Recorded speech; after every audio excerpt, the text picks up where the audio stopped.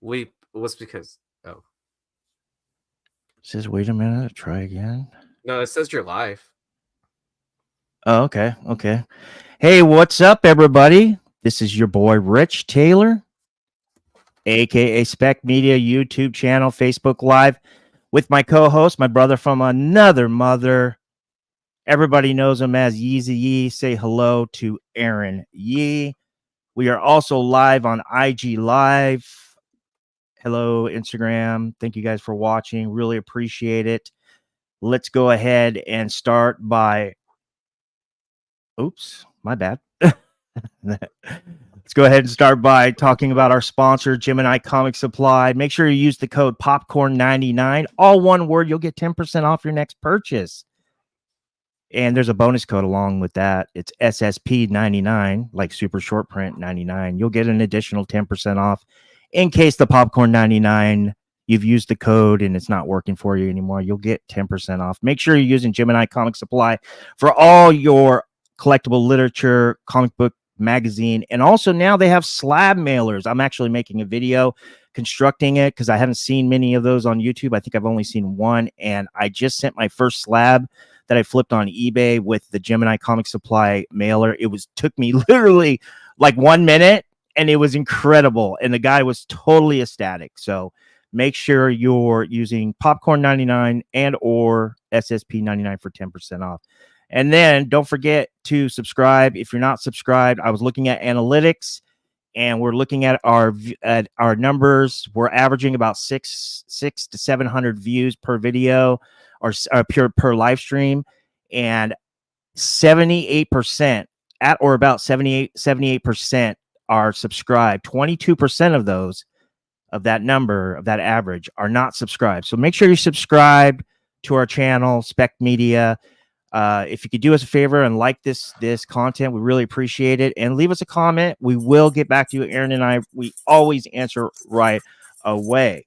So without further ado, let's go ahead and introduce my co-host, Aaron Yee. What's going on, Aaron? How you doing, bud? Dude, we have 70% like subscriber viewers.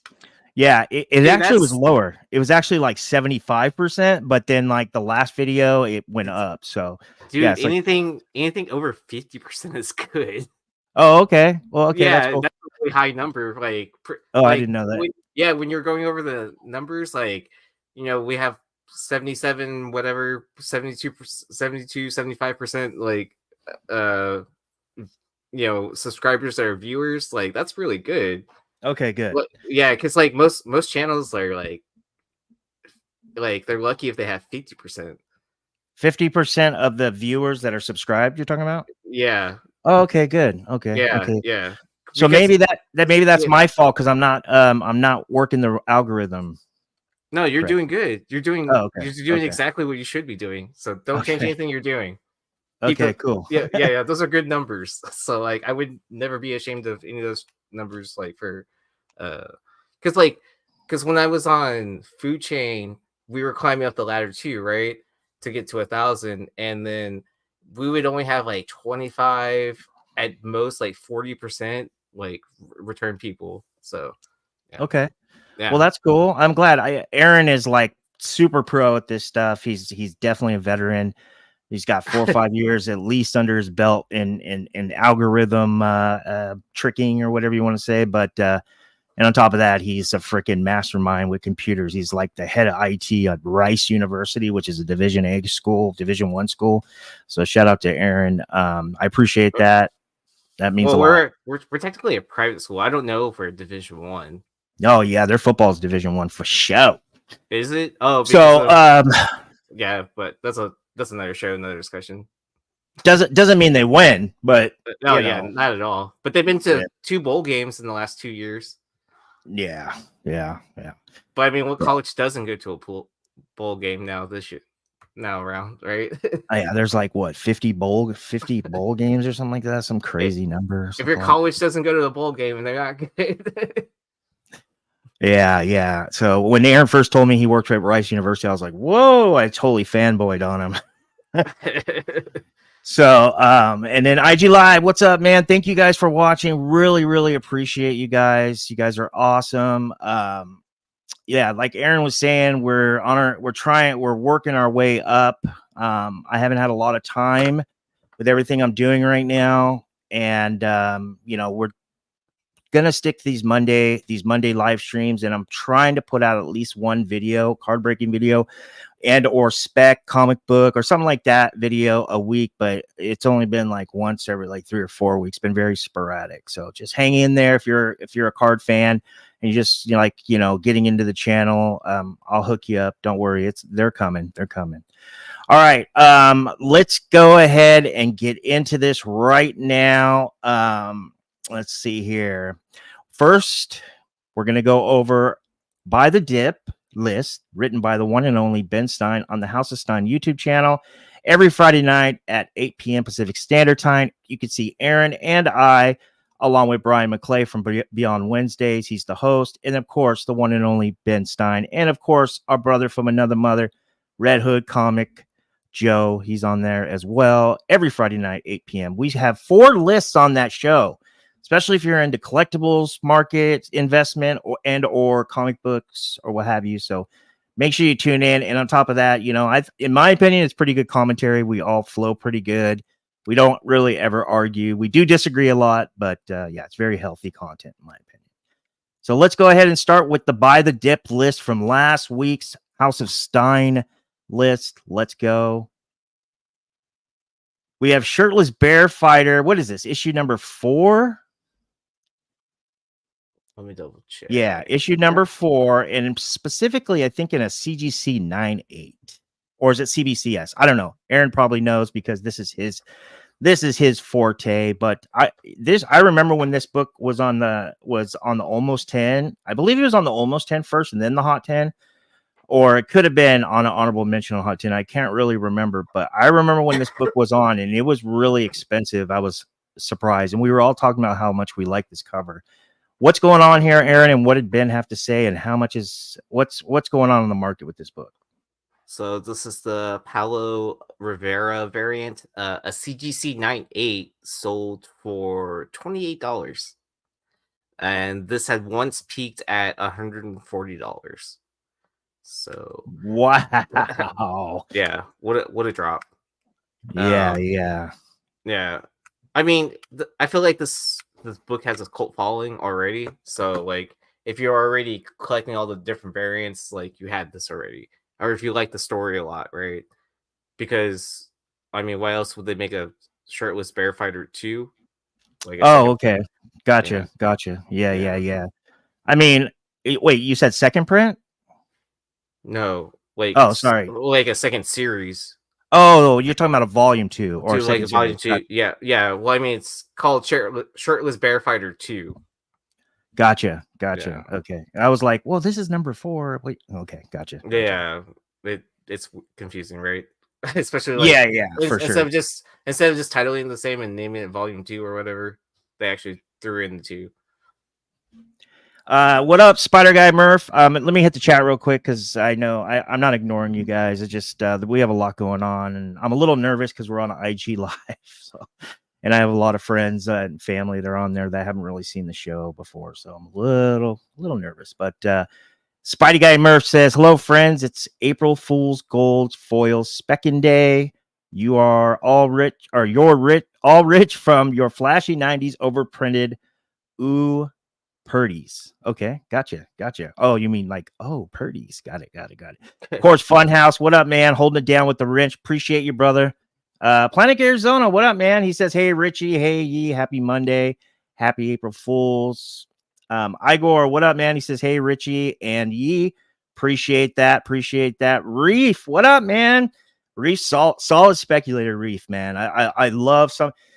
Very blunt guy. He's no bullshit with this guy, especially on the hot 10. And he's impressed me with a couple things that he said. So shout out to Reef. Thank you for coming over. Appreciate it. Awesome sauce, Adam. Happy Monday. Hope you're feeling. Oh, you are feeling better. You told me. Okay. I'm very happy. That COVID's no joke, man. I had COVID November 22. I got it like the day after Halloween of 2022. I was sick for 22 days, and I'm not kidding around. I mean, it kicked my ass. So I got it like 2 years later after everyone else had it.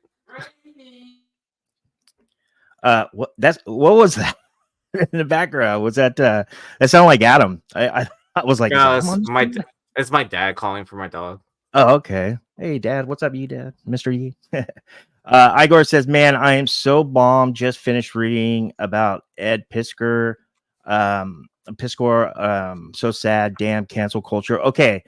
So let's talk about that for a second. Okay. Before we get back in the rest of the list, what is going on? I did read that not the entire letter, but I did read most of it. It was So just a lot there.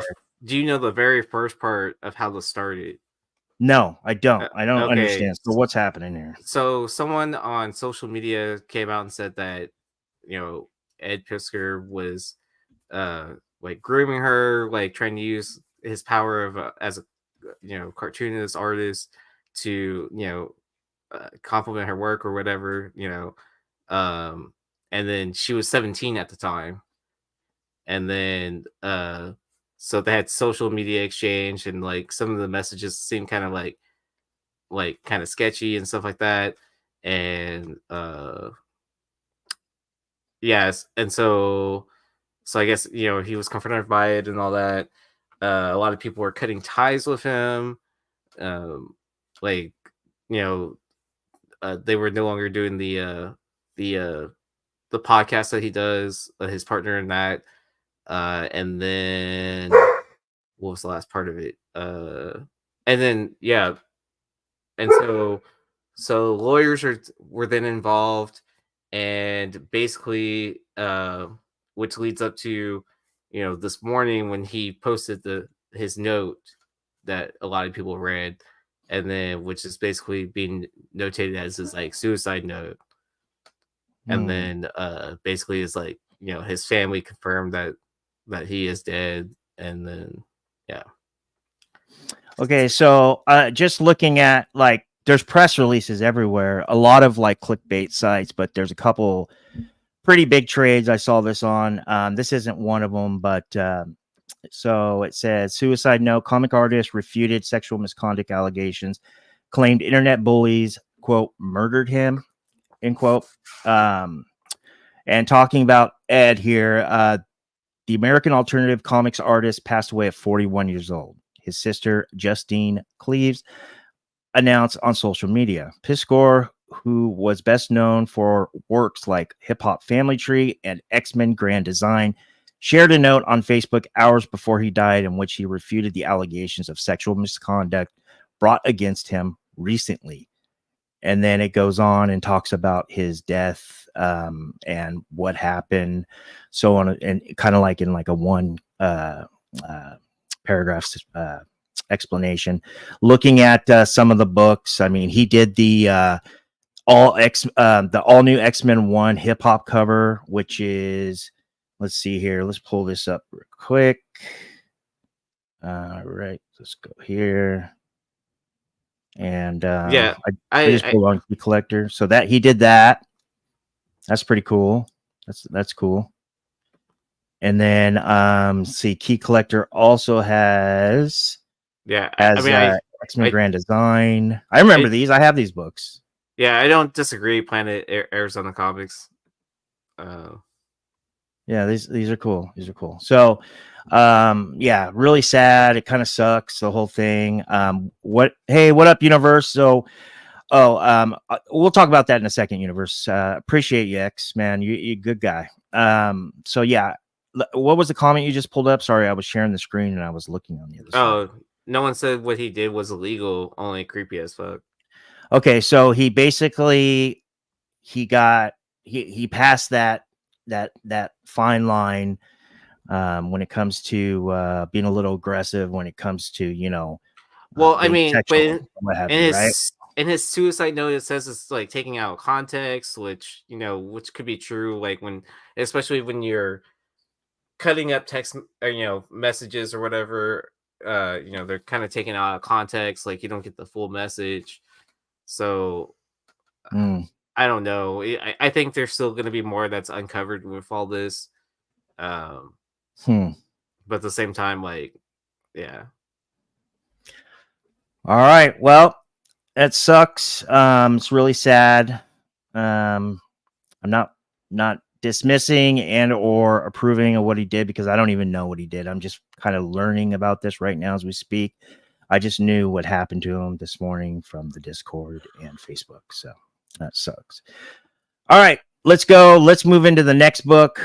And that was the CGC 9.8 we were just talking about with Shirtless Bear Fighter number 4. All right. So we're looking at Marvel Boy number 1 in a CGC 9.8. This is your first appearance and cover of Marvel Boy, which is Novar. What's going on here, Aaron? Wait, what? I'm sorry. I got lost in the chat. We're talking about the book on the screen, Marvel Boy number 1, the first appearance in Novar. Marvel Boy. I see the Shirtless Bear Fighter book still. Oh, really? You don't? Let me know, chat, if I'm tripping. Yeah, because guys, do you see Marvel Boy number 1 CGC 9.8? Because I see it on my screen. Let me know, guys.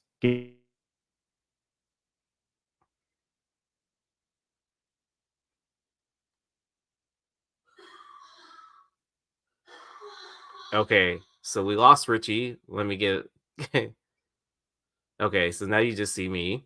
Let me see if I can. If he has the slides loaded. Nope, that is not it. Yeah, so Richie has the slides. I do not have a copy of them right now.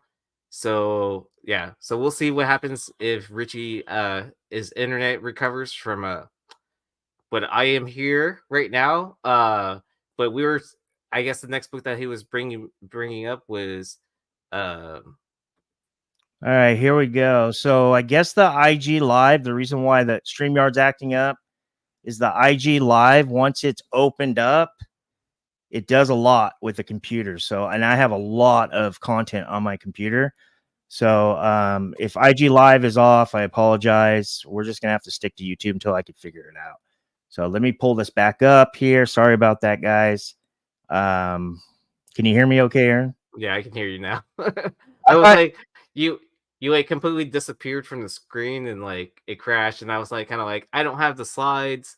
And then I was about to like start talking about Marvel Boy number 1 anyways without it being up on the screen. But yes. So at the beginning, just to let you guys know, we were backstage, and I couldn't hear Aaron or at all. There was nothing. So I thought it was me. Hear you. Yeah, and I couldn't hear you. And so I thought it was me. So I rebooted my computer and it fixed it. Yeah. So all right, cool. All right. Marvel Boy number 1. So a CGC 9.8 sold for $50. It had once peaked for $400 plus and was $100 even in 2018. Gotcha. Yeah, we had a pretty good, I would say, pretty interesting conversation about this character. We were, well, first of all, Ben was like, "What is this guy?" It was hilarious. But then, yeah, I mean, the only reason I was familiar with this book was from the Prospect 10, but I don't remember who nominated the book. It's been so long, but I know it was definitely on one of our lists.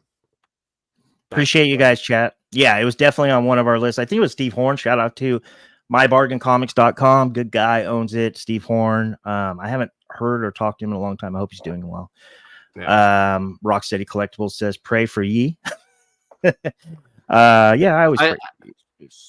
I've been on enough YouTube shows to like BS for 20-30 minutes. Yeah. Hours. You're a good man. What happened to Richie? There it is, Marvel Boy. Yeah, so okay, just to let you guys know, if you're not familiar with this character, this is Novar, aka Marvel Boy, and then at one point he becomes Captain Marvel, and then he becomes somebody else. This book was hot. There was a lot of rumors before pre-writer strike about this character coming to live action, but the writer strike happened. A lot of things have changed. Not only the writer strike happened, but also phase 4 and part of phase 5 happened too. So a lot of things changed. To be honest with you, I think the writer strike probably couldn't come at a better time for the MCU with how bad most of that stuff was that we experienced. There was some good stuff too as well. But yeah, this is a cool book. I like this book. I like this character. I don't know how far this character will go live action and or animation, but yeah, I mean, I would expect. I know that these Marvel Knight books, like because Comic-Con had estimated orders on Black Widow #1, along with Inhumans.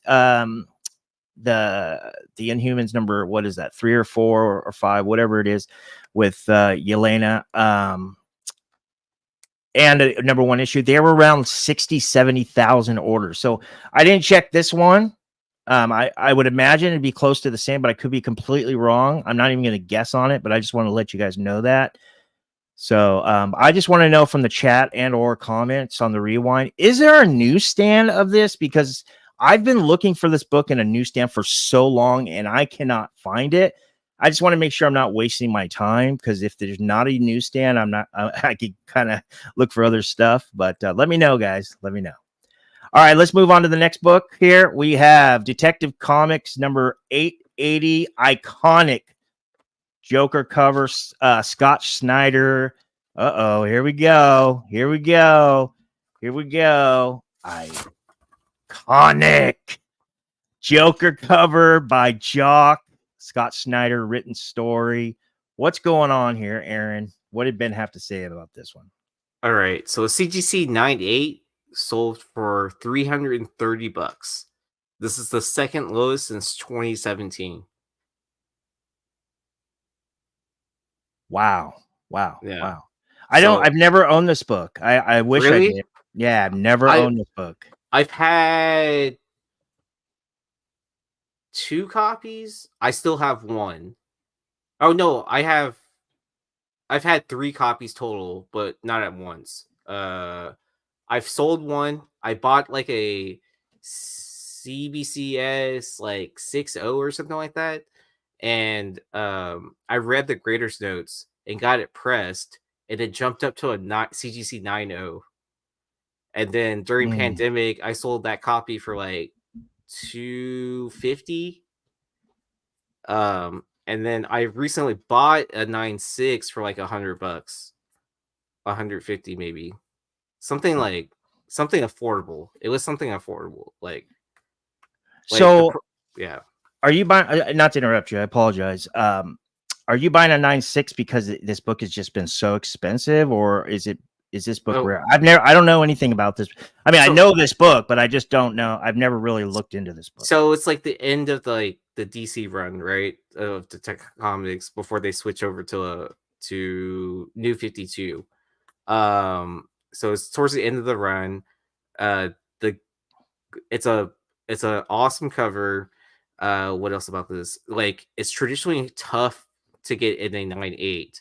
Like, do you know how many of our friends I've heard send this book out to get graded, and only like where it's like, oh, this is flawless, it's a shoe in 9.8. It just doesn't, and it just comes back 9.6. Like, yeah.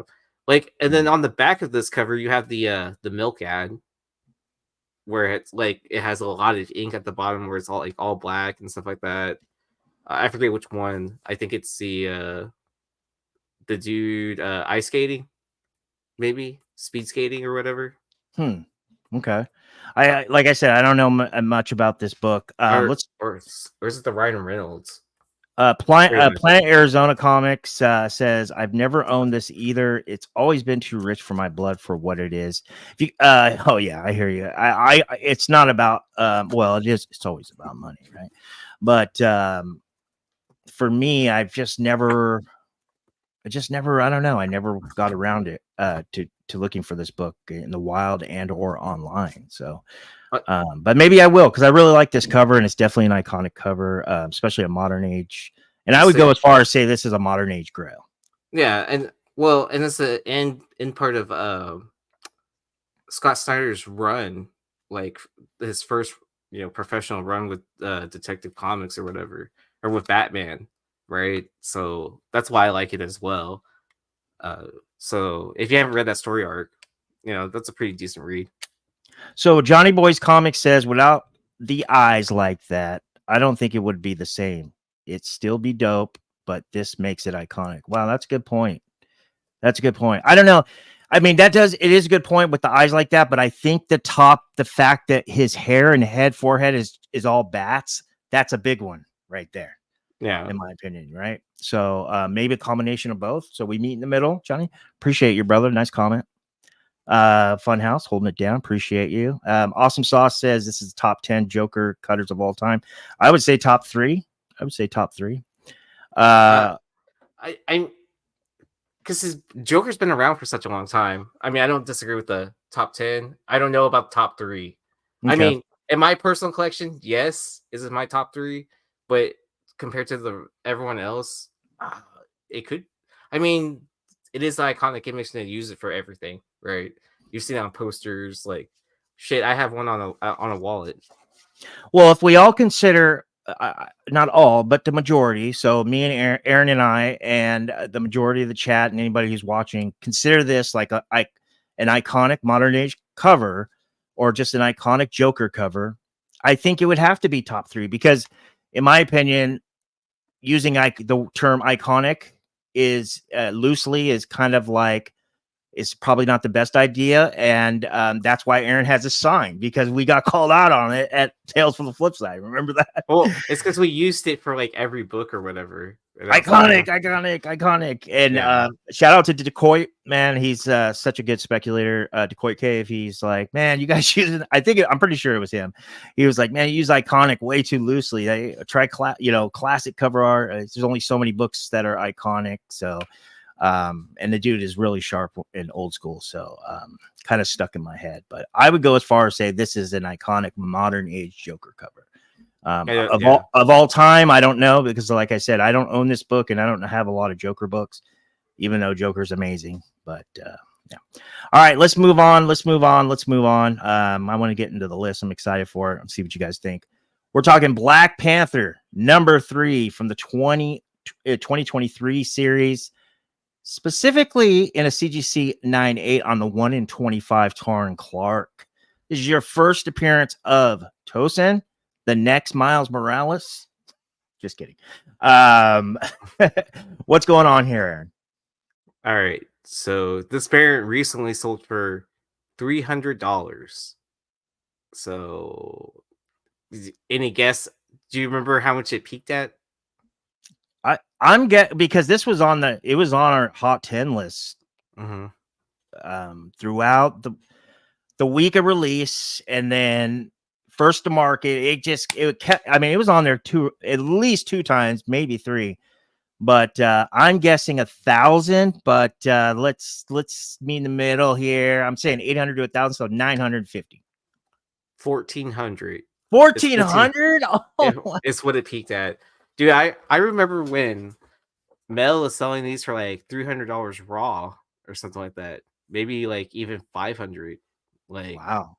Yeah, just raw books or whatever. So yeah. I mean, because this book caught everyone off guard, right? And it's just kind of like exploded, right? Well, there was a couple Facebook group or Patreon, Discord groups that were on this at FOC. I didn't really think anything of it, didn't really care. And then about 10 days before the release, maybe 8 days before release, there were 3 articles. One was Bleeding Cool, and then there was 2 articles from these clickbait sites.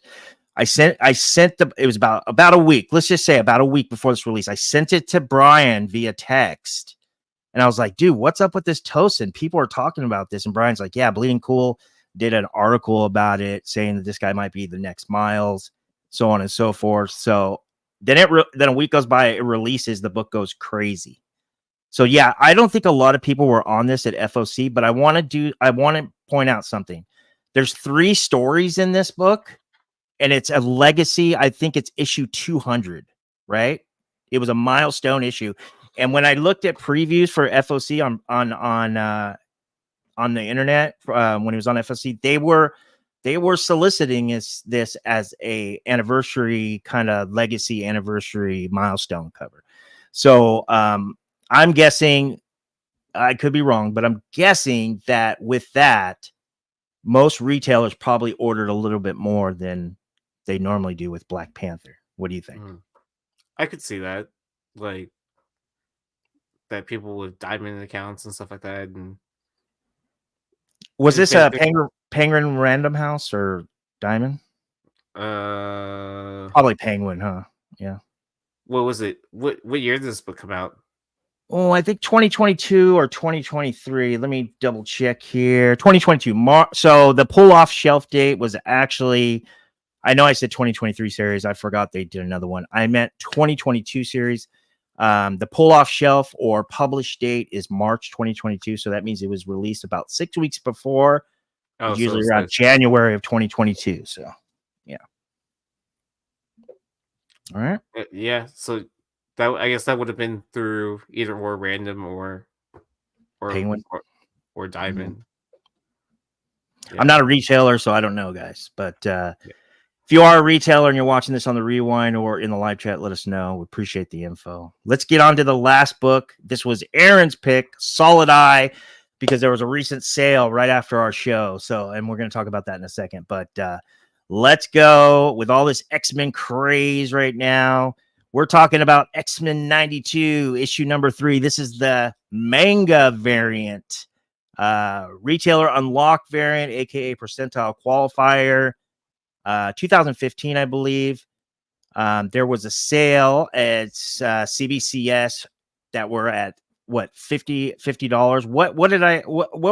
What's going on here, Aaron? Sorry, I'm not gonna try to take your situation. Oh, so yes. So and then I think the copy we saw that we reported on the Hot 10, a CGC 98 sold for like $75, like back in December. So shout out to Mr. Longshort. I definitely got this book from him. We talked about it on Long Story Short as well. We just hadn't talked about it in a while, and it was on the show like since our Flipside days. So I remember paying a decent amount for this book raw, and when I saw the price of a 9.8, I was like kind of like, whoa, that is crazy. Yeah, so here's the kind of the hard data, just to let you guys know. Like I was saying on Friday, not a lot of sales, not a lot of listings. So from July of 2022 throughout, just after Christmas of 2023, actually I think it was right before Christmas. Actually, there were 2 sales, CGC 9.8s. Average fair market value was $110 with a high sale of $150. Now we're looking at a sale in January. A CBCS 9.8 sold for $50 on one bid. That is down at or about 54%. I was also saying that I like this play, especially with Gambit and Jubilee, really hot right now with all the X-Men stuff. I added, while everyone is scaling eBay for Goblin Queen and or Uncanny X-Men 266 and X-Men Adventures #1, along with X-Men 97 books at peak prices, I prefer to zig while others zag and grab this while on the down low. In my opinion, this was a forgotten book. And like he said, shout out to Longshort. He's the one that really brought this to our attention when we were watching, when we were on Tales from the Flip Side Spec 10. So, yeah. I finally found a copy, but I think I bought it from either like Mel, Big Leg, or I can't remember the third person I said, but yeah, either Mel or Sean. I bought it from one of them on like Whatnot. So our show was on the 29th, right? Friday the 29th. And then on the 31st, there's this sale right here. So I don't know if this person was watching us or it's just, coincidence or what have you. But this seller, specific seller, had it listed for $199.99, her best offer.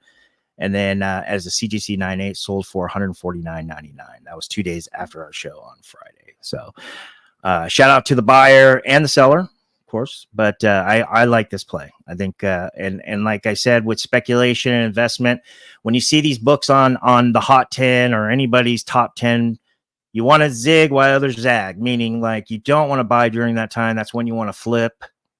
That's why we like buy the dip.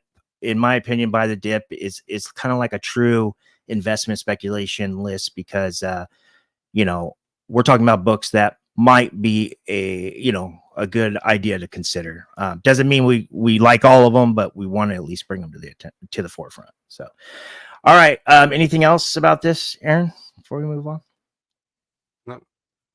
Watch 97 if you haven't yet. I finally caught up. I was like, whoa, this is good. I haven't seen it yet. I'm going to watch it tonight. Yeah, it's worth the watch. Look at bubblegum cover. Yes, great cover. Yes. I'm going to hit this comment before we move on. Planet AZ says there was also unfounded speculation that Tosin would replace T'Challa as the Black Panther in the MCU. Yeah, that was. I remember that topic came up.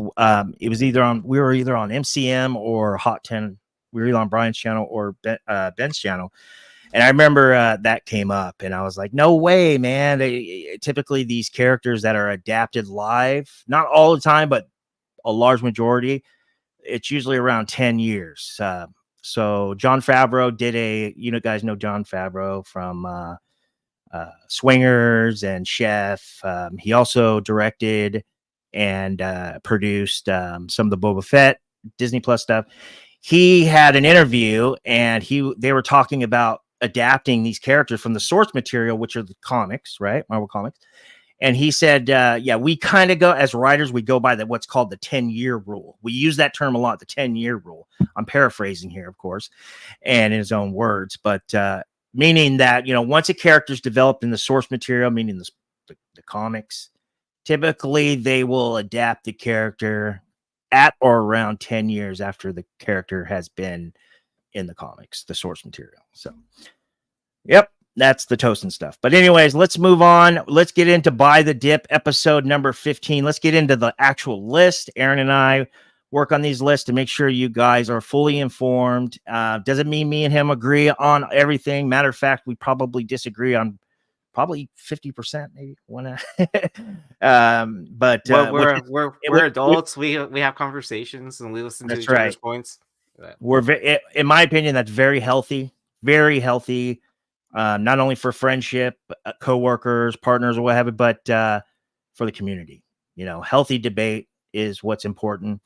And so let's get into number 5 here.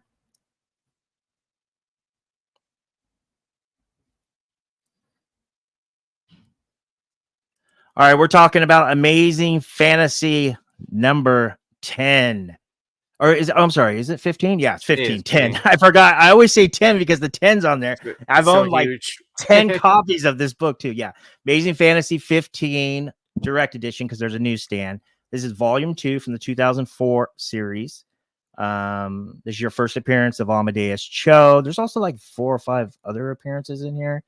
We're looking at high grade raw copies. Very fine near mint to near mint. We're looking around December of 2022, so after the pandemic, right? And into around this time last year, February of 2023, average fair market value, I think I counted like 12 sales, maybe 11 sales, $138 with multiple high sales at $163, okay? Same book, same character. Okay, around December of 2023 throughout last month, March of 2024, average fair market value now for a very fine near mint to near mint copy of this book raw, $79 with a low sale, $71. That's down about 43%. What do you think about that, Aaron? Ooh, it's only $79. Oh, average is 79, low 70. Ooh, that's almost a buy-in point. Maybe a little bit lower. I'm more comfortable with it. Like if I'm at a con and I see it, listed somewhere around there, like, hey man, would you take $60 cash? Like, and just be done with it? Like, I could see, like I like this book. I kind of wish I bought more copies when they were $20 a piece, and you can find them plentiful. When were they $20 a piece? I must not have been collecting comics then. Like 2015, maybe 2014, something like I got back into comics in 2016, so yeah, that's right before.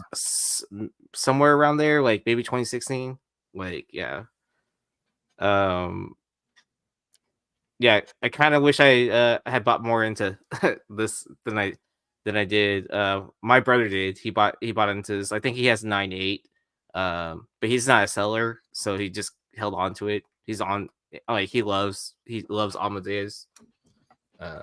That's awesome, dude. I love Amadeus Cho too. I want to let you guys know this is I don't know if this is still happening, but this Amadeus Cho was confirmed for that. I don't know what the name of it now is, but they're still doing it. That animation, Spider-Man freshman year, right? Okay. He was confirmed in that. He was confirmed along with a few other characters, and then the writer strike happened. Writer strike's over. They announced about 6 weeks ago, maybe a month and a half ago, that anime is still on the Spider-Man freshman year, but they're going by another subtitle. I don't know what it is. I'm not sure if Amadeus Cho will still be involved with that. But if he is, and that goes off, hey, this book could really explode. I love this book. I love this book so much. Comic-Con had this book, like I think they had orders around 20K. So you figure about 25K or under direct. A lot of beat up copies out there, and there's also a really nice newsstand copy. Version of this. And if you can find that in a high grade, I would say 9.4 and up for a newsstand. I'd say 9.2 and up for a newsstand. I would definitely think about that. So the numbers I always like to compare this book to, like which came out around the same time period, is the Blue Marvel book, right?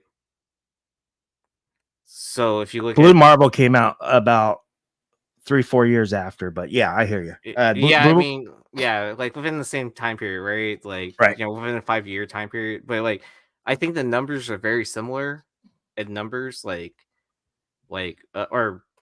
orders like ordered by retailers or whatever.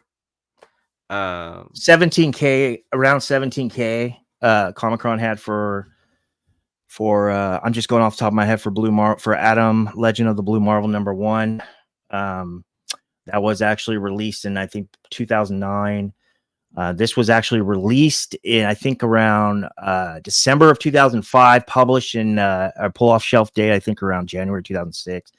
But yeah, I hear you. I agree. That's about around the kind of like the same period, right? Because I mean, it's 2024 now, and we talk about 2021 like it was just last year. So I hear you, though. But anyways, yeah. So I think this book has a lot of potential to it. I agree. Yeah. So. All right, let's move on to number 4. We're looking at Amazing Spider-Man issue number 51, particularly in a CGC 6.5. Now, there's a couple reasons. It's not like you really want this book in a 6.5, but first of all, I really like this book. I think this book is way undervalued. It's a second appearance and first cover appearance of Kingpin Wilson Fisk. But the reason why I brought up the 6.5 is because not only it's down, but there might be an investment opportunity here based on what I saw on index-wise, taking out the pandemic. So remember, I like to go all the way to February of 2020, okay? Take out 2021, and I would say probably 80%, 90% of 2022, and go and then put that together and create that index. And what I saw with this book is it's got a chance here if people truly like this book like I do, it's got a chance to have equity gain.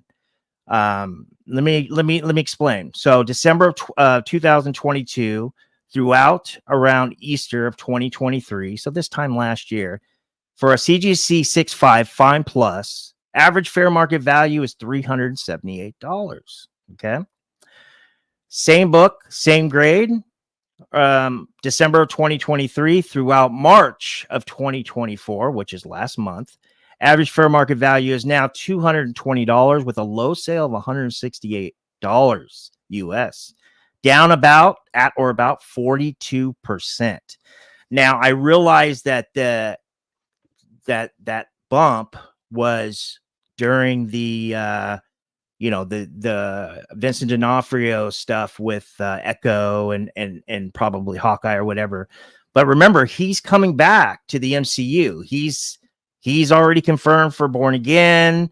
They're making that Netflix stuff canon. So I understand it's a reboot, but could be a continuation of the story until we actually see it. And he was in Echo. He was awesome in Echo. I loved Vincent D'Onofrio. I think this book is, I mean, don't get me wrong, 50 is a book. I'm not even arguing with that. But I think that if you're priced out of 50, I think this is a good play. What's your opinion about this, Aaron? Oh man, yeah. When you're talking about like books within the first like 50 issues of like the original run, like even at a 6.5, I think there's a good opportunity, right? Because it's not realistic that everyone can afford a 9.0 and above, if Right. those even exist, right? Like the when it gets to like certain ages of books, like the higher grades, the numbers get smaller.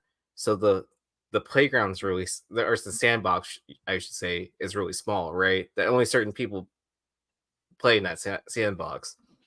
You might be able to get one every so every so often out of there, but I mean, like, unless it's like this character is like your grail, like, or this book has like a lot of meaning for you for whatever reason, like that's the only way that someone's gonna get a book like that in like a super high grade. So whatever else that's left out there for collectors and whatever, I feel like there's good opportunities in those like mid to low grade books, depending on what the book is, right?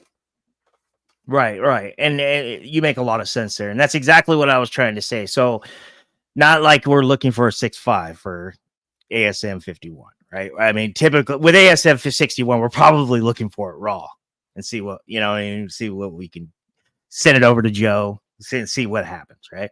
Right. But especially because of the price gap. But when I was looking at all the data today, I was like, wow. And then I went to pandemic prices. I took the pandemic prices out and went before. Then I took all the Vincent D'Onofrio appearances in the MCU, along with the Into the Spider-Verse and Across the Spider-Verse stuff. And I saw the bumps. I was like, wow, this grade particularly could be an opportunity for this book, because Vincent D'Onofrio is coming back. And it seems like when I was looking at 50 and 51, every time he either appeared or there's a trailer, there was a small bump. Yeah. So down 42%. I think this might be a good play. Not really a PC book, just to let you know. That's what we're talking about here.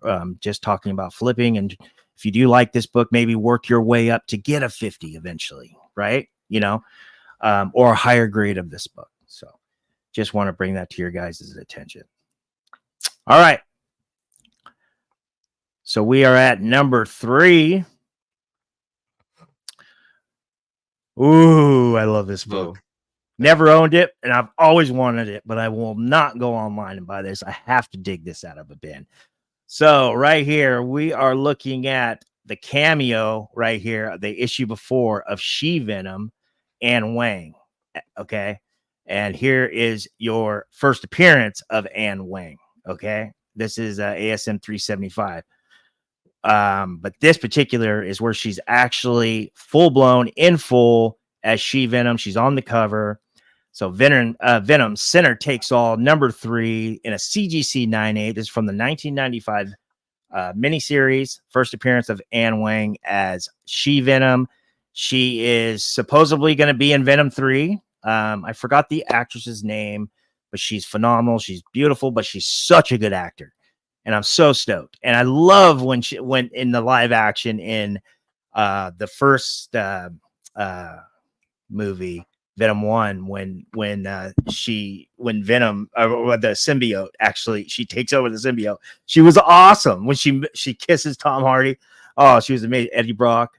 But looking at this book in a CGC 9.8, just at or around December of 2022, throughout March of 2023. So this time last year, we're looking at an average fair market value of $295 with a high sale of $400 for Venom Center Takes All #3 in a CGC 98. Are you Go and talking look at about Are you talking about Michelle Williams? Michelle Williams. Yeah. Okay. Awesome. Love her. I've seen a lot of stuff with her. I saw her in a movie with Logan, what's his name? Hugh Jackman and Ewan Gregor. It's from 2009, and they con Ewan Gregor, and it's an awesome movie. You got to see it. I'll get the name for it, but I highly recommend it. But anyways, looking at this book in CGC 98, the first appearance of She-Venom in full and Wang. This book is down January 2024 throughout March, last month of 2024. Average fair market value is now $203 with a low sell of $108. That average fair market value is down at or about $31. What do you think about this, Aaron? This is a decent book. Like, yeah, definitely remember it from the 90s. I've never had one, but I'm also not a huge Venom collector. I would say like symbiote adjacent or appreciation. Like, I was always a big collector of like black suit Spidey stuff. So so you collect Venom stuff within that on the side. I feel like I know tons of people that are huge fans of Venom and stuff like that, so I'll leave those books out there for them to collect. Right. That's the way I feel about it, just to be completely honest. Yeah. Because otherwise I'm selling it to those people. Well, I like the fact that it's She-Venom. It's Anne as Annie or Anne, or however you say it. Is She-Venom, and the cover is amazing. It's amazing. I mean, it's such a classic modern cover. And the way that, like Aaron said, Michelle Williams, the way that she just literally crushed it in the first iteration of the live action Venom, the Sonyverse with Tom Hardy as She-Venom. I think that this book is way undervalued. She's supposed to be in Venom 3. Venom 2 sucked. I'll just be honest with you. I love Tom Hardy. I love Woody Harrelson, but they bombed that movie. I can't believe there's even a part 3. But I liked Venom 1. I thought it was amazing. I really like this cover. I think this is a good investment. Down 31%. A low sell of $108. Shout out to the buyer on pulling this for $108. If you can find this for $108, you better be all over it. I would be all over it. I mean, do what you want. Don't get me wrong. But I think I'm buying in on this book at 150 or below. Between 100 and 150. I'm buying in on this book. But yeah, interesting book. All right, let's get into the comments real quick before. Okay, there you go. Aaron's got it. So Universe X says, with Seth Rogen doing an anime for Sony, all symbiotes are in play, in my opinion. X is the man. This guy knows his stuff. Leverage Comics says the female symbiote in Venom 3 was going to be Scream. I don't think Scream is a symbiote in the Sonyverse, right? Because she was in number 2. She was Woody Harrelson's girlfriend, right? I thought she was like a mutant or something. I don't know. I could be wrong, but interesting. Spider Guy Murphy, I want to grab his comment too. He went and did a deep dive for us on the Marvel Boy #1 newsstand. But he said, never had the book, always wanted it. I did, however, have an awesome action figure until somebody stole it from me. So sad. Oh, okay, man. That sucks. And then here it is right here. So we were talking about Marvel Boy 1, the Marvel Knights tie-in with first appearance of Novar and Marvel Boy. I was asking if there was a newsstand, because for the last 3 years, when I'm bored and have free time, I look for newsstands, and that's on one of my lists, and I cannot find it. This is what Spidey Guy Murphy says. Spidey Guy Murph says. He says, update on Marvel Knights, Marvel Boy #1. It does not appear to have had newsies printed for this Y2K era 6-issue limited series. Oh, I like that. However, there were 2 very limited Dynamic Forces variants of that first issue. Yes, you're right about that. And shout out to Brian McClay Beyond Wednesdays. He brought that up on Friday. So thank you for pointing that out, Spidey. We really appreciate it. All right, let's get into. We got 2 more books, guys. Aaron's gonna like this. I didn't show Aaron the slides. I wanted to surprise him because I did the last two. He helps me. He usually helps me the whole list, but he had a lot to do today. But the last two, he's gonna be stoked. So Yeah, let's my get last into 2 it. days of work have been 10 hours. All right, so we're looking at Something is Killing the Children, issue number 1. This is the 6th print. Okay. Okay. All right. So there's a couple things I want to talk about here. First of all, my dog's screaming. Give me 1 sec. Oh, for those that don't know, I love this book. I've had many copies of this book as well. So, Sorry about that. but no worries. I was just filling in until you got back. All right. So just to let you guys know, Aaron already knows this.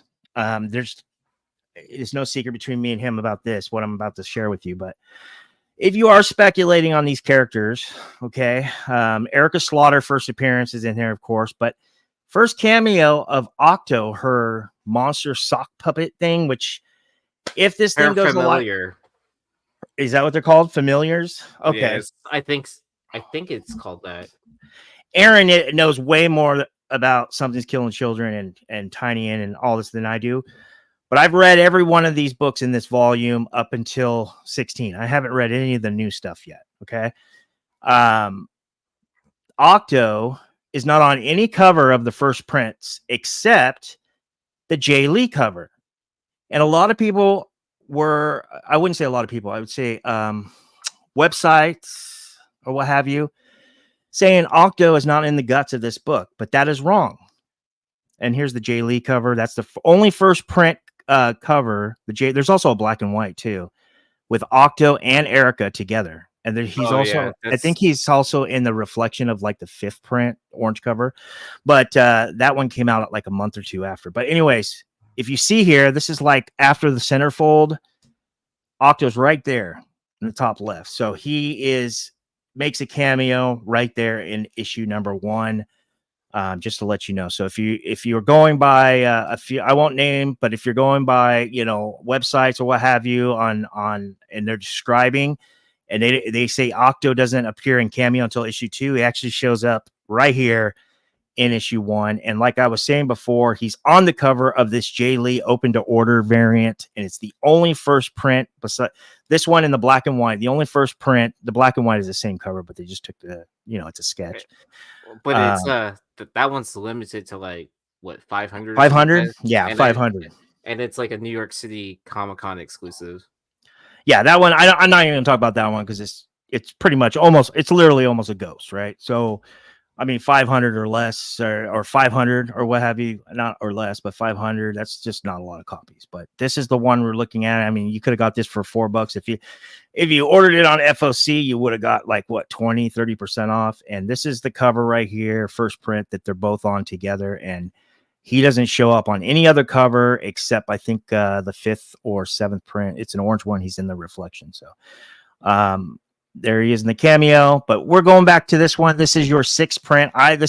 This is my favorite cover of all the covers, with the blood footprints here. CGC 9.8 in particular, and also like a low print run. Aaron, do you remember what we were talking about on flip side when we were talking about Comic-Con retail estimated retailer orders on this? We were saying 3,000, 5,000. Do you remember? I don't remember. I don't remember, but I know this made the list for Ross Ritchie's like top 5 lowest print run Something is Killing the Children books. I mean, I think it was like the end of the list or whatever, or top 10. He might have done 10, but like, yeah, I know this was like book number 5 or 6 or something like that. Okay, so going back into this is from volume 1, the 2020 series. Okay, and I understand it was during pandemic, but this series just went through the pandemic. I mean, it's still popping. I love this story. It's so well written. But first appearance of Octo and cameo, like I was saying, and your first Erica Slaughter, also low print run on the 6th print. CGC 9.8 near mint. We're looking at February 2023 throughout January of 2024 this year. Average fair market value is $496. Going into the second half of January throughout last month, Average fair market value now is $395. That is down at or about 21%. Are you buying in on this, Aaron, at $395 and it's CGC 98? I want to say yes because I'm trying to remember how much I sold my. I sold a 8.0 for something stupid cheap or expensive. I'm checking right now.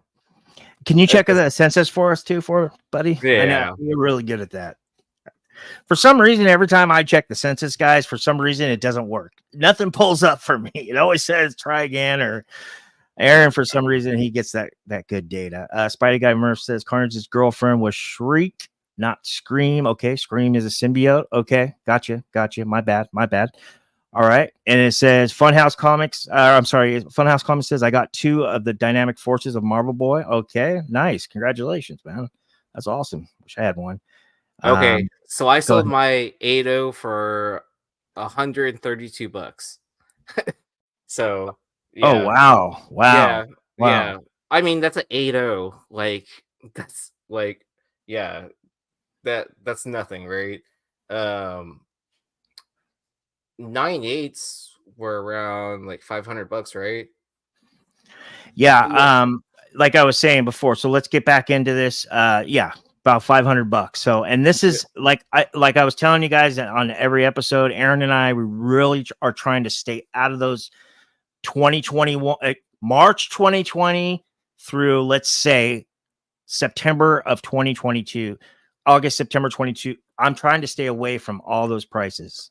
Literally, Aaron and I, we both agreed on that. So, yeah, good call on that. How many are on the census, Aaron? So there's a total of 340 on the census.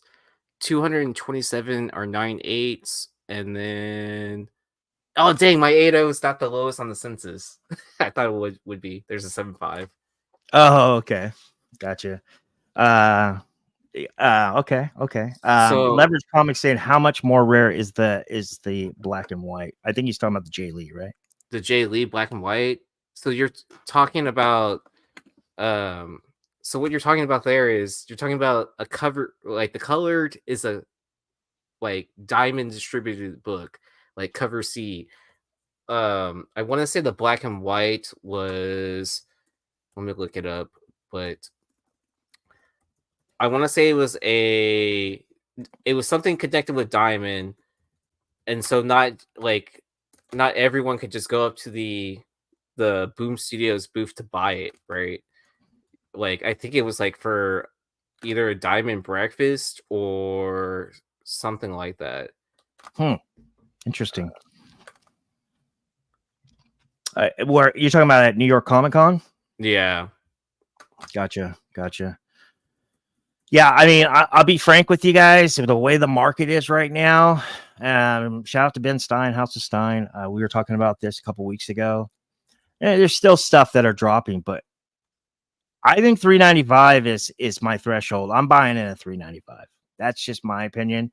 Unless I don't have the money and that's just out of my budget, and then I'm just gonna put it on my watch list and keep watching for auctions. But so there was a crazy book that sold on eBay for something that's killing the children. So an issue 1 lot sold for $40. Mm-hmm.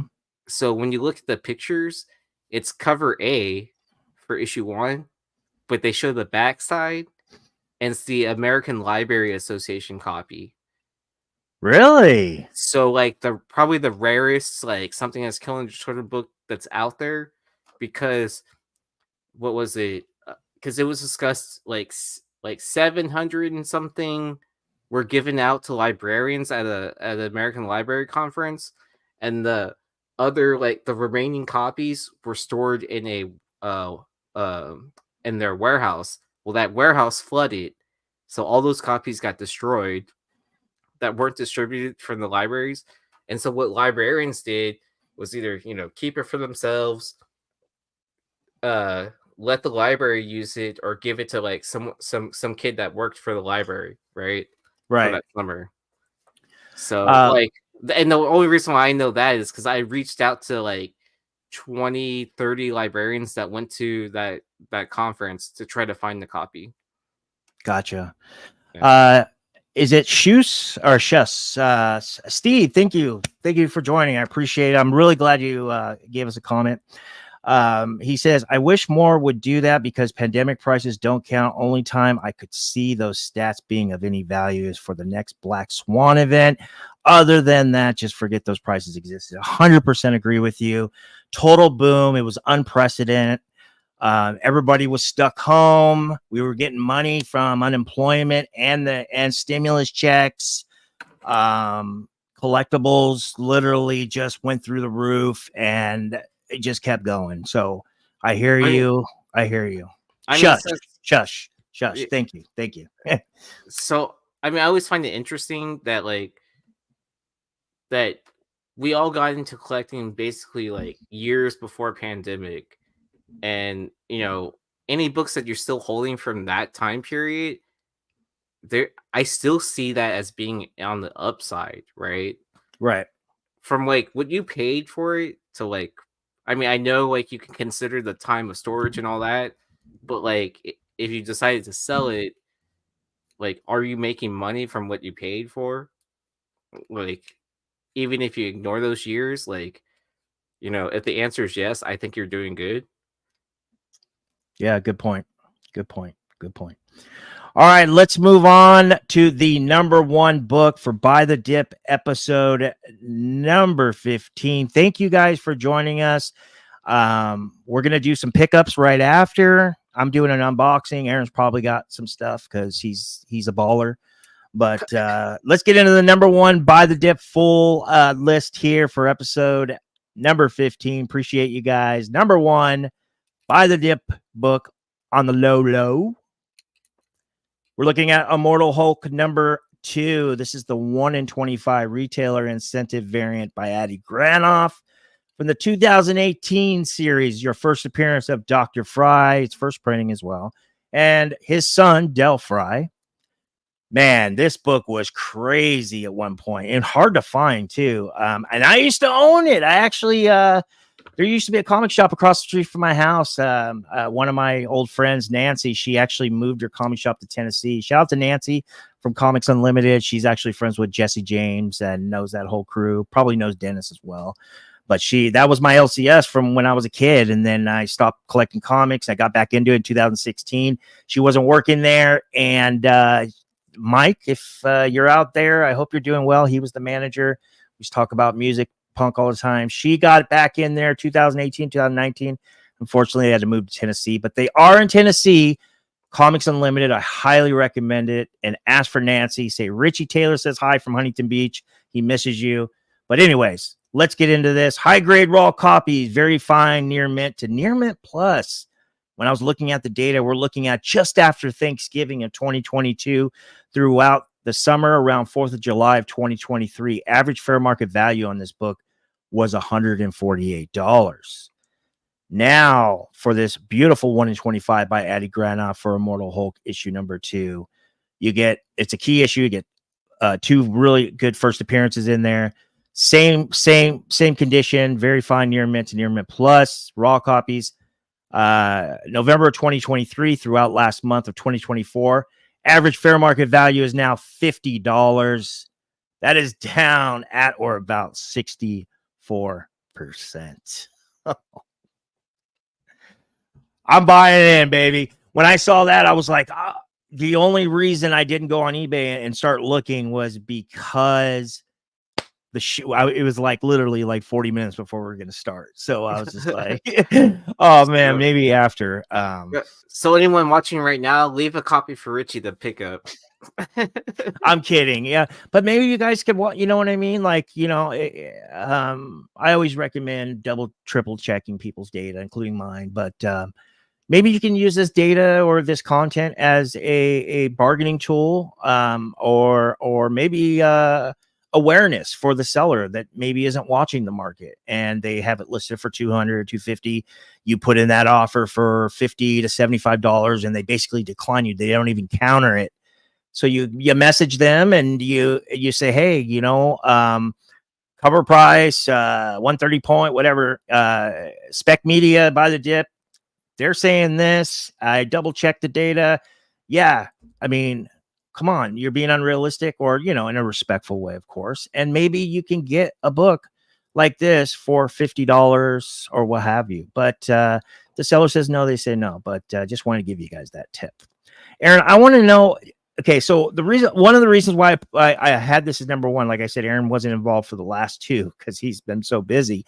But the reason why I put this on there is I like the Immortal Hulk, the Al Ewing Immortal Hulk run. Okay, and I see this eventually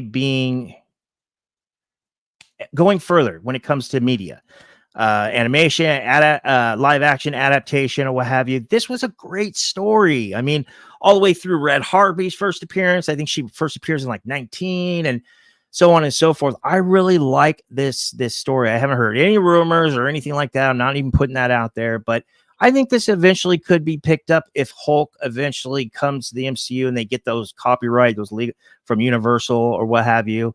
What do you think about this, Aaron? Have you read any Immortal Hulk, and what's your opinion on this? I haven't read Immortal Hulk. My brother read the series. He ranted and raved about this. That this is like one of the best Hulk runs that he's ever read and everything. I always thought it was like one of those approachable runs that, from everyone I heard that wasn't a Hulk reader that read this book, or read this the story arc and everything, or this run, they're like this is the best that people love, and it's approachable. I don't understand why they still didn't keep Al Ewing writing Hulk. Yeah, wasn't that strange? Who went after Donny Cates? Was it Donny Cates? Yeah, so because Al Ewing went to go write Venom, and then Donny Cates went to go write Hulk, and then he did that whole spaceship thing. So X says it's my favorite Hulk series next to World War Hulk. Definitely love the World War Hulk stuff. That's great. Awesome Sauce Adam says Nancy's amazing. She's in Tennessee now. Yes, she is, man. She is. Yeah, she is amazing. She is amazing. And then he also agrees that this book was a monster for a long time too. Yeah, it never changed for a long time. Yeah, and X also goes on and says, "Is Dr. Fry and Son still good spec?" And I was like, nah, long term, as Chazelle would say. Shout out to Chazelle, my man. But didn't Son appear in something recently? Maybe. But I'm specifically talking about this cover specifically, variant. But in general, I would say, hey, it doesn't hurt to have a copy of the first print. And this thing's down, maybe make a move on this one. And then I would say probably the fifth print, 1 in 25 Virgin. That it's the same cover as cover A. Yeah, cover A. They just took the trade off, basic Marvel cash grab. Not a lot of copies of those out there. I mean, there is actually a lot of copies. I think Comic-Con had it like 25, 30K for the, not the 1 in 25, but for the, the regular fifth print cover. The regular fifth print, yeah. X is very long term. Yes, agree. But yeah, this particular cover though, I'm not buying in on the fifth print 1 in 25 anymore, or the first print cover A, like Aaron was saying. But I am buying in on this cover because not only it's amazing, but this book has been such a big book. This cover, this variant for so long.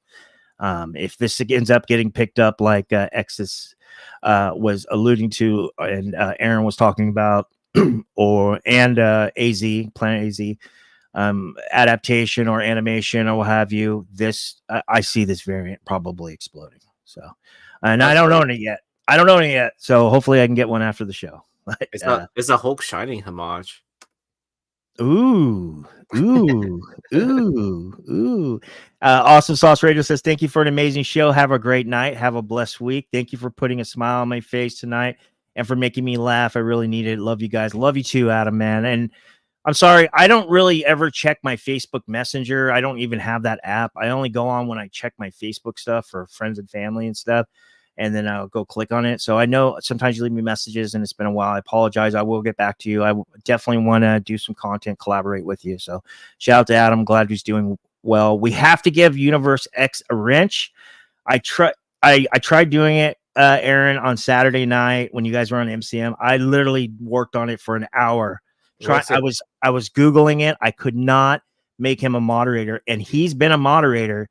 And sometimes when I put people in moderators, I delete them by accident because it's so sensitive, so touchy in that area and YouTube in the back end, and I can't find him. And his YouTube user is Universe X, one word, and then I think it's 8189 or it's 8981 or something like that. So I want to get to Spidey Guy Murphy and Constantino's message here. Spidey Guy Murph says Leverage Comics, yes, as a rumor. So he's referring to Leverage Comics. I believe we were talking about Scream, and shout out to Leverage. He pointed that out, that Scream was supposed to be the a female symbiote in Venom 3. And then he's referring, Spidey Guy Murphy said, yes, as a rumor has it, we should be getting Scream along with the rest of the subsequent symbiotes that split off from Venom in Separation Anxiety arc, debuting in Venom LP number 4. Man, you're on fire tonight, Spidey. Appreciate you, man. And Constantino, what up, man? He says, boys, hey, another great show. Appreciate you, man. Thank you very, very much. Thank you guys all very, very much. Aaron and I really, really appreciate it. Means so much. We're almost at 1,000 subs. Thank you guys. Thank you guys so much. Let me get this out of here. Aaron, do you have any pickups? I have a few items. I think I just tried to make Universe X moderator, so he should be one now. Steve Shea. So if you want 10% off your next Gemini purchase, go ahead and put the code popcorn99, all one word. You'll get 10% off. Now, depending on what your, I don't know how. Brian Kelly is one of the owners of Gemini, a friend of mine, I would say now. And also, we talk at least once a month. I don't know how he does it, but sometimes when you use a code, you can only use it one time. So if you can only use it one time and then the next time you try to use it doesn't work, use popcorn99 for 10% off. Use the code SSP99. You'll get 10% off that next order. Okay. So yeah. Right. Go ahead, Aaron. Did I show you this? Did I pick this up? No. What is that? So Super 7 starting to do some of the pre-code horror action figures. So they did one for Chamber of Chills 19. So this is the Dead Darling. So, and then they show you like this is actually the second part of the second wave. So, is that like is it McFarlane or who makes that? Super 7. It's its own toy company. They make custom molds and stuff like that. Or Nate's really big on them because they've taken original plans of like G.I. Joe stuff and recreated and then put it on the new scale and stuff like that. But yeah, for those that don't know Chamber of Chills 19, that's my pre-code horror grail book that I do not have, so I'm chasing after that. I did have opportunity to buy it a long time ago, but it was like at the time I was like, okay, I'm either buying the XMen 1 or Chamber of Chills 19. Like which one? I had a real life dealer flip side situation. I'm like, because they were. So the XMen 1 was a 2.0 signed by Stan Lee, and then the what was it? The Chambers of Chill. I can't remember what grade it was. I want to say I think it was like a 5.0. But I have a couple of comics too. Oh, quick. Okay. My bad. I thought you were done. So, Long Short brought this up, asked the question, hey, is this a Dave Stevens Planet what was it? The Planet Comics homage? Is it?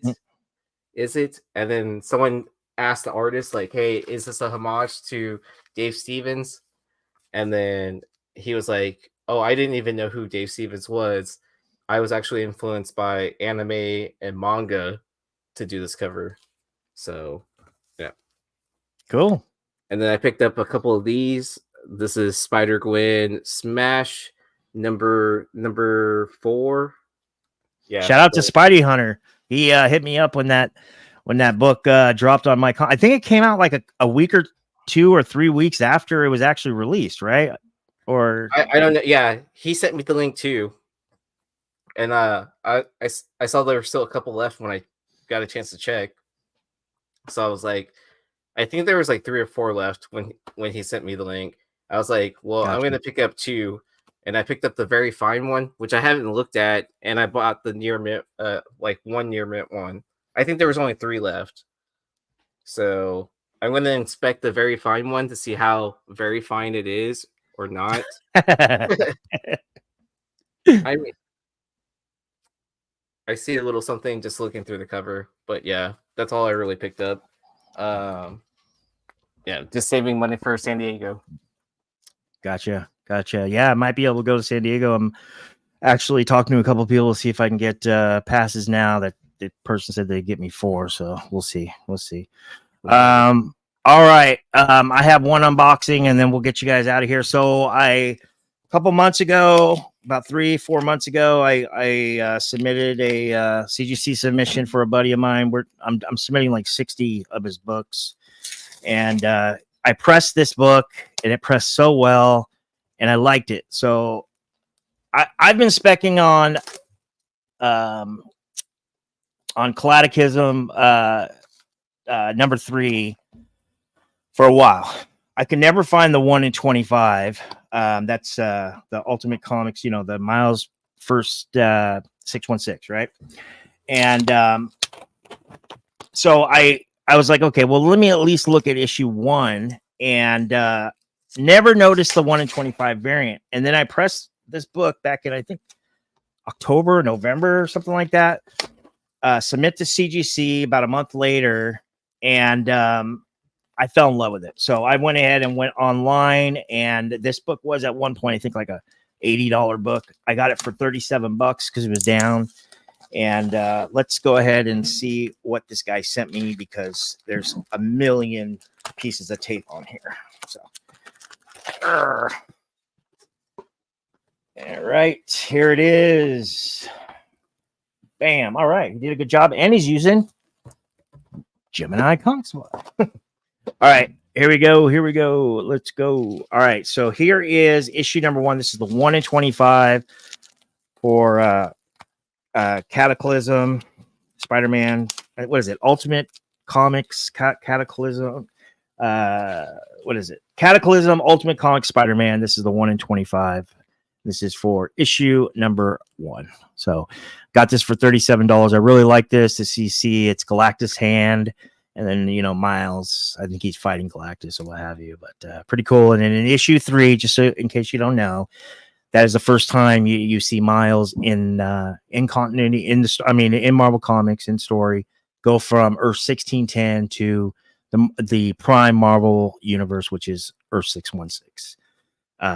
Cover A or the 1 in 25 is good, but yeah, this is issue 1. So wanted to go ahead and point that out before we go. I was going to do a box break, but I'm getting a little tired and I have some stuff to do in the morning. So I'm just going to make a video tomorrow morning. We have some comments here. Planet Arizona Comics says, you see the Blanco kid for Houston throw no. Yeah, I watched that too. Aaron loves those assholes. I mean Astros. And hey, yeah. My team's not the only one that's under heat right now either. So just saying.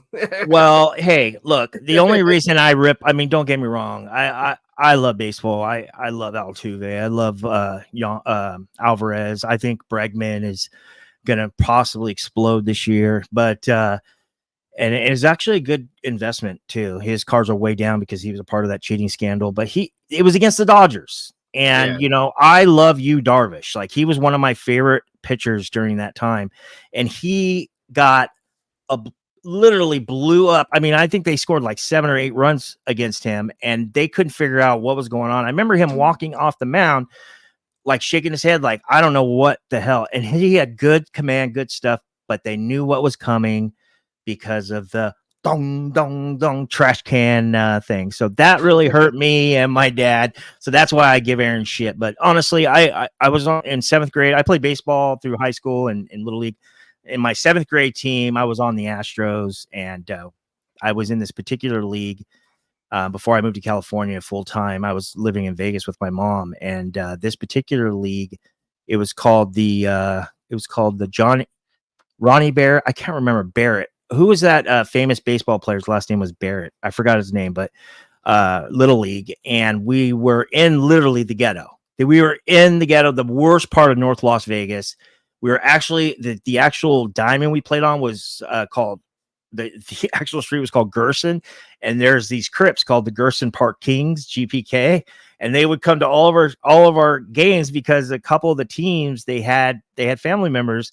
And they used to JT Barrett, Marty Barrett. That's it, Marty Barrett. That's what is it. Yeah. They used to go because we were the Astros. When I would bat, they'd go assholes, afros. So it just kind of always stuck in my head. So I just give Aaron shit. But other than that, guys, thank you guys for watching. Aaron, do you have anything you want to add? Real quick. So, question for you: what's the top Caitlin card to pick up?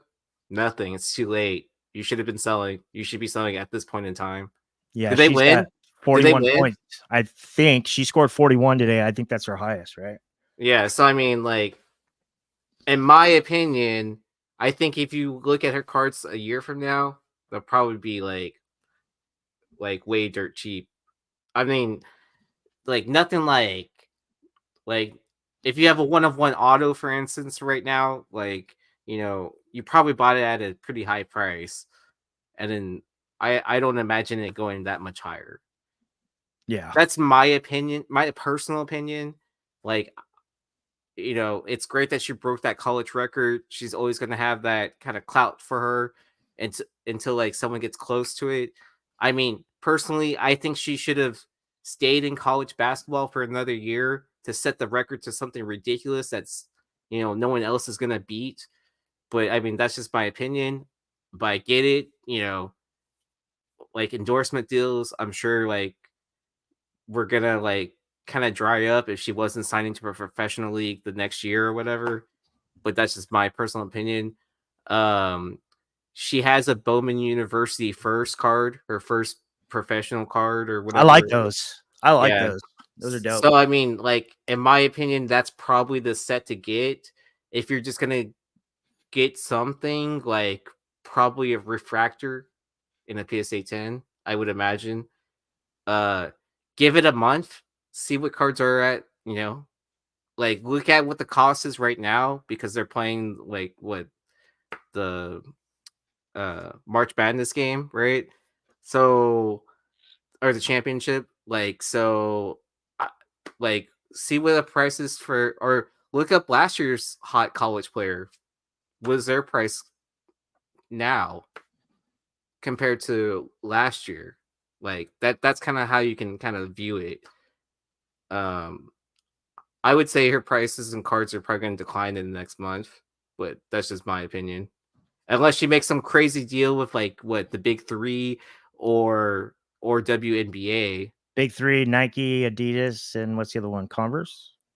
I mean, she already has a deal with Nike, right? Oh yeah, I'm sure she does. I'm sure she Yeah, does. like she already has a deal with Nike, so. Mark Robinson says eBay sellers are still selling that Immortal Hulk number 2 125 between 120 and 200 plus. Yeah, so they have those listed. Find a bin or BO. Go to cover price. That's where I got my data. You can use this as a reference and maybe use that as a selling point. Some people are just tied. Some sellers are just tied to those past days when this book was a 200 plus book, and sometimes, you need to just give them some awareness. But yeah, thank you, Mark. And thank you for the comment. Appreciate you. Comic book countdown. Appreciate you commenting. Prices usually go down in off season. 100%. Totally agree. If you're Just buying, yeah, if you're oh, looking to buy cards, and you're into like all sports, I would look into football right now. I yeah, would be getting good your call. like I Before would the be draft. getting, yeah, and then for basketball, I'd be getting like any teams that are that are Out of the going playoffs. or like shoe-ins for the playoffs, like get those cards ready. Yeah, All before. those Yeah. players that are performing well, like that's what I would be getting ready to sell. It's the start of baseball season, so I'm starting to list cards now. Actually, I need to get back on that. That's what I'll probably do tomorrow. Yeah, I'm doing actually a 100-card PSA submission. It's going to be my first submission too. But Aaron and I actually did a 42 card reveal a couple weeks ago, and we did a baseball card spec show, investment show. Do you know what we should do next? Cards that we're thinking about grading. Yeah, that's actually a good idea too. We'll talk about that. Yeah, that's a good one. Because I have a pile of cards that are getting ready to go. Yeah, we know. I respect our comic snob people because I was a comic snob at one point. I respect my card snob people because I'm almost in the middle. But if you are in the middle or you're curious about cards, let us know. If you have any ideas and or comic stuff, you have ideas or shows or whatever, leave in the comments or DM us, and we'll give you full credit. If we use your idea. But yeah, I mean. Anybody who's in sports cards or baseball cards, do you guys like that stuff? Do you guys like when check out our baseball card spec show? Let us know what you think. Do you guys, is that something you guys want to see? There's not a lot of shows that are doing that for sports cards. There are a few baseball card ones, but I don't see a lot of YouTube channels that do sports card investment spec stuff. So let us know if that's something you guys want to see. Are you good, Aaron? Is there anything else you want to add? I got to go to sleep. Okay, Aaron's has to go to work. Make sure you're subscribed to our channel. Give us a like, please, if you're watching, even if you're not subscribed. Really appreciate it. And leave us a comment, question, anything. We get back to you right away. And let's chop it up in the comment section. We love talking in that area. And, of course, if you're using Gemini Comic Supply or you're sending books through the mail, use the code POPCORN99 for 10% off. And if that code doesn't work, the bonus code is SSP. P as in Paul, 99. So without further ado, toodaloo.